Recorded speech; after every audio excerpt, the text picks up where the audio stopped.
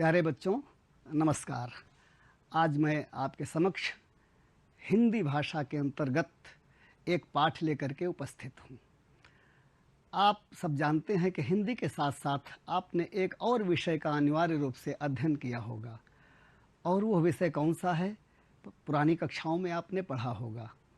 हिंदी के साथ साथ हम संस्कृत पढ़ते हैं, संस्कृत भाषा को पढ़ते हैं।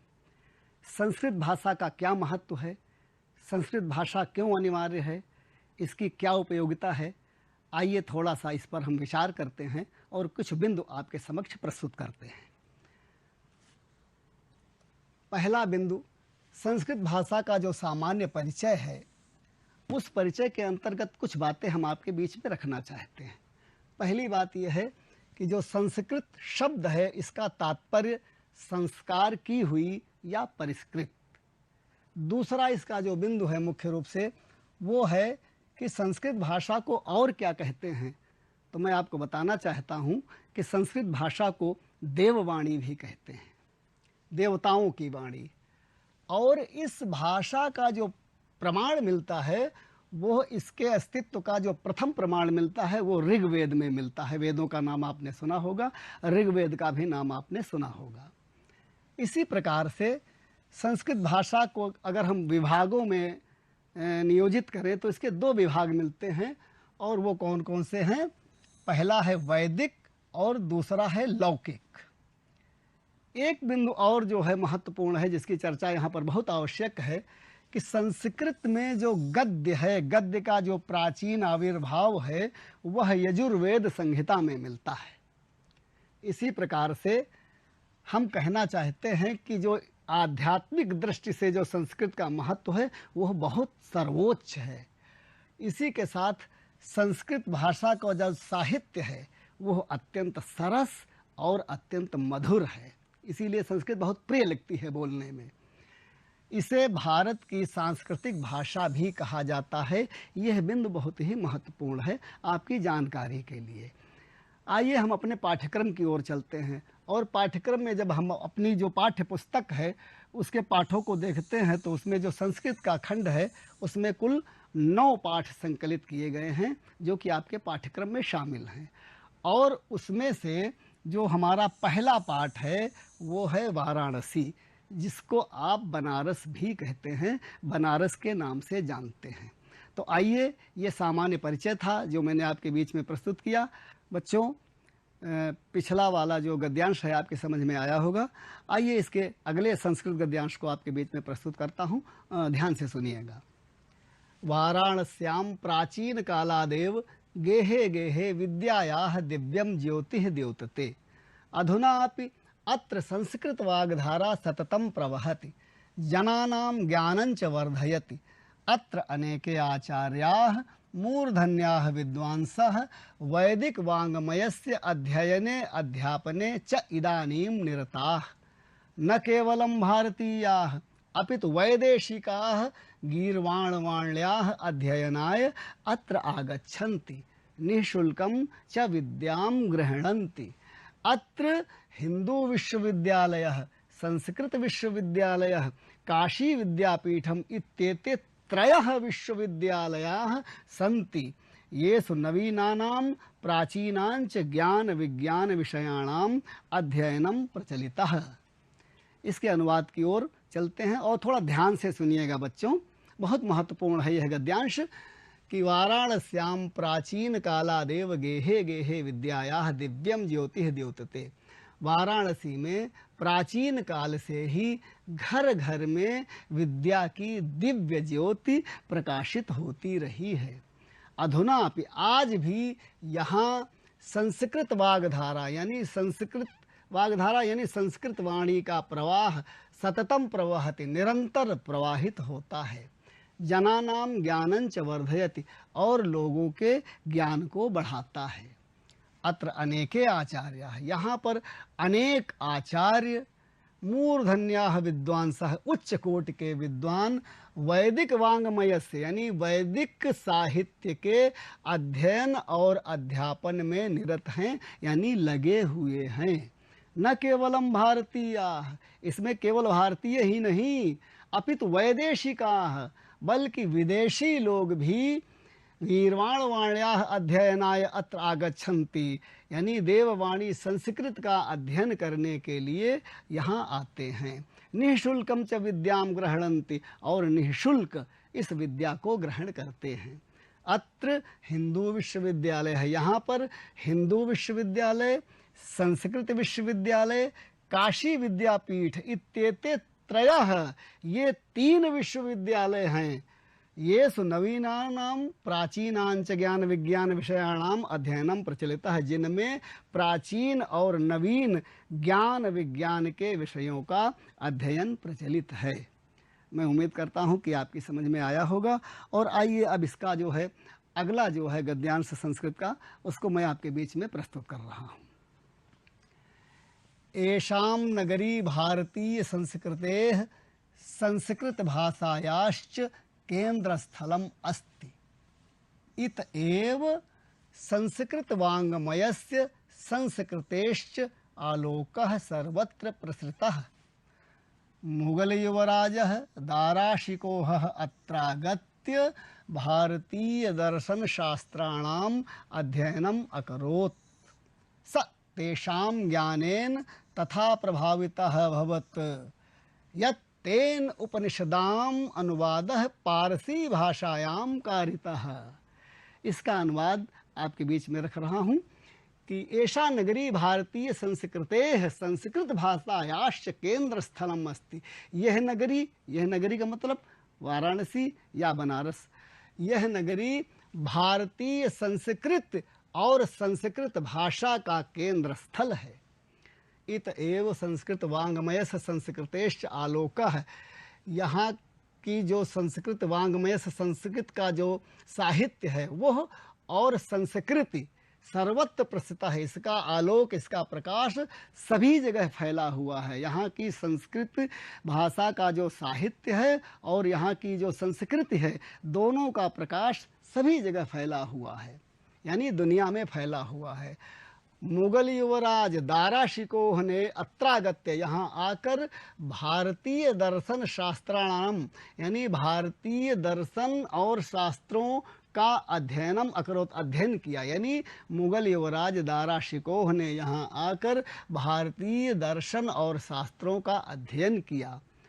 स तेषां ज्ञानेन तथा प्रभावितः, वह इनके ज्ञान से इतना प्रभावित हुआ कि तत्तेन उपनिषदाम अनुवादः पारसी भाषायाम कारितः, कि उनका अनुवाद, उपनिषदों का अनुवाद फारसी भाषा में कराया। दाराशिकोह ने यहाँ जब अध्ययन किया तो इतना प्रभावित हुए वो कि उन्होंने उपनिषदों के अनुवाद को फारसी भाषा में करवाया।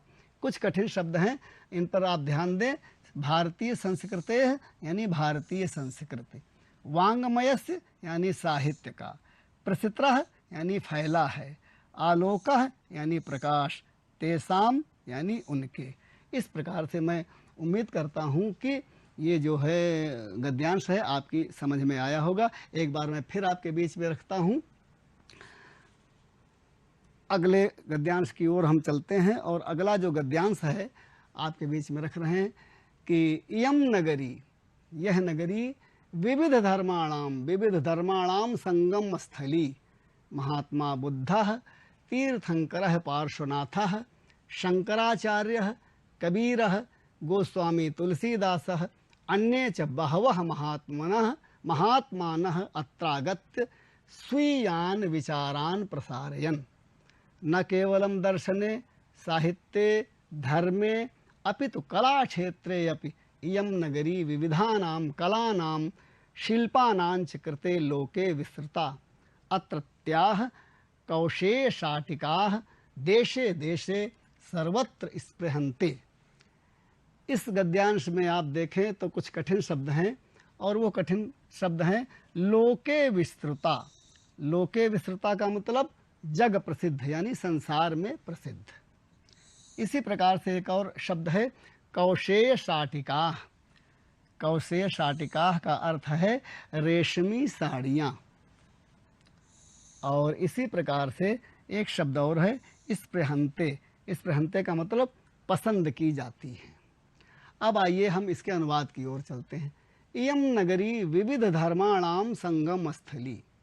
यह नगरी मतलब बनारस यानी वाराणसी।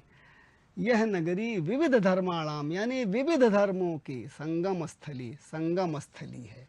यह नगरी विविध धर्मों की संगम स्थली है। महात्मा बुद्धः तीर्थंकरः पार्श्वनाथः शंकराचार्यः कबीरः गोस्वामी तुलसीदासः। यानी महात्मा बुद्ध, तीर्थंकर पार्श्वनाथ, शंकराचार्य, कबीर, गोस्वामी तुलसीदास, अन्य च बहवः महात्मानः, और भी अन्य तमाम महात्माओं ने या महान लोगों ने अत्रागत्य यहाँ आकर स्वीयान विचारान प्रसारयन यानी अपने विचारों का प्रसार किया। महात्मा बुद्ध, तीर्थंकर पार्श्वनाथ, शंकराचार्य, कबीर, गोस्वामी तुलसीदास और अन्य अनेक महान लोगों ने यहाँ आकर अपने विचारों का प्रसार किया। न केवलम दर्शने, केवल दर्शन में ही नहीं, साहित्य में ही नहीं, धर्म में ही नहीं, अपितु कला क्षेत्र, बल्कि कला के क्षेत्र में भी इयं नगरी विविधानां कलानां शिल्पानांच कृते लोके विस्तृता। न केवल दर्शन, साहित्य, धर्म, बल्कि कला के क्षेत्र में भी यह नगरी विविध कलाओं और शिल्पों के लिए संसार में प्रसिद्ध है, सभी जगह प्रसिद्ध है, जानी पहचानी जाती है।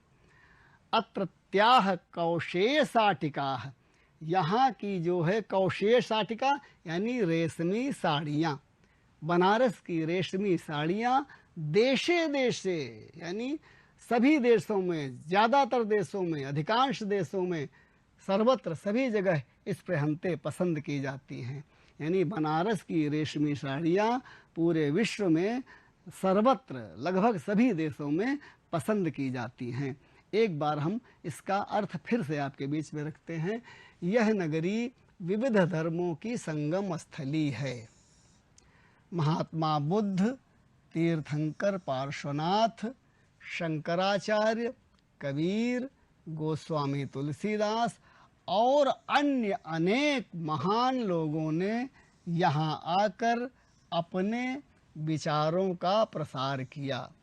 न केवलम दर्शने, न केवल दर्शन, साहित्य, धर्म यानी केवल दर्शन, साहित्य और धर्म ही नहीं, बल्कि कला के क्षेत्र में भी यह नगरी विविध कलाओं और शिल्पों के लिए संसार में प्रसिद्ध है। यहाँ की रेशमी साड़ियाँ देश देश में सभी जगह पसंद की जाती हैं। मैं उम्मीद करता हूँ कि यह संस्कृत गद्यांश आपकी समझ में अवश्य आया होगा। आइए इसका जो अगला जो है भाग है, अगला जो गद्यांश है उसकी ओर चलते हैं और उसको आपके बीच में रखते हैं। इसमें हम दो चीज़ें प्यारे बच्चों एक साथ ले रहे हैं और अगर आप ध्यान से इसको सुनोगे तो दोनों चीज़ें एक साथ, एक तो यह जो संस्कृत गद्यांश है इसका हम अर्थ भी आपको बताएंगे, अनुवाद भी करेंगे और साथ में ही एक प्रश्न भी इसमें हम समायोजित कर रहे हैं जो कि आपकी परीक्षा में आता है। परीक्षा में आपके प्रश्न आता है कि निम्नलिखित संस्कृत गद्यांश का ससंदर्भ हिंदी में अनुवाद कीजिए, या फिर निम्नलिखित संस्कृत गद्य खंड का संदर्भ सहित हिंदी में अनुवाद कीजिए। यह प्रश्न आता है और इस प्रश्न में आप लोग परेशान होने लगते हैं। परेशान होने की कोई ज़रूरत नहीं, बहुत सरल सा उपाय हम आपके बीच में रख रहे हैं। आइए फिर से हम इस पर चर्चा करते हैं। इन प्रश्नों को हम अनुवादात्मक प्रश्न कहते हैं और आप अपने पाठ्यक्रम में, अपने पाठ में भी देखेंगे तो ये प्रश्न आपको मिलेंगे। सबसे पहले हम संस्कृत का गद्यांश लेते हैं।